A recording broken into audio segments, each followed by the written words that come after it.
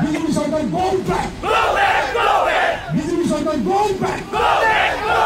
We want justice. We want justice. Hey Bill, আমি না মানো। আমার দাবি মানিব লাগিবই। এই সংগ্রাম চলিছে। এই তুই চলিছে। এই সংগ্রাম চলিছে। We want justice.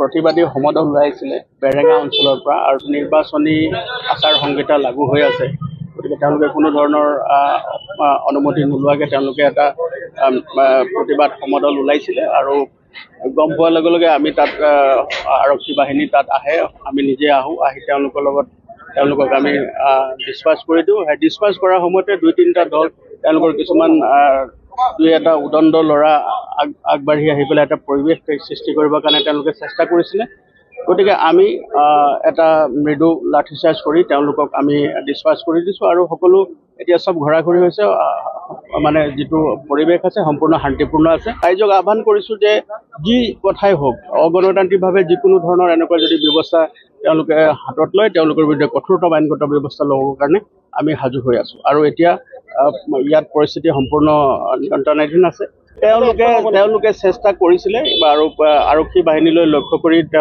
তেওঁলোকে হিলগুটি দলিয়াবলৈ তেওঁলোকে চেষ্টা কৰিছিলে কিন্তু লগে লগে আমি সেই সংক্ৰান্তত ইতিমধ্যে আমি মোকৰ্দমা ৰুজু কৰিছোঁ আৰু যিসকল পাৰ্পিটেটৰ্ছ আছে যিসকলে এনেকুৱা আইন শৃংখলাজনিত পৰিস্থিতি সৃষ্টি কৰিব বিচাৰিছে তেওঁলোকৰ বিৰুদ্ধে কঠোৰতম আইনগত ব্যৱস্থা ল'বৰ কাৰণে আমি তৎপৰ হৈ আছোঁ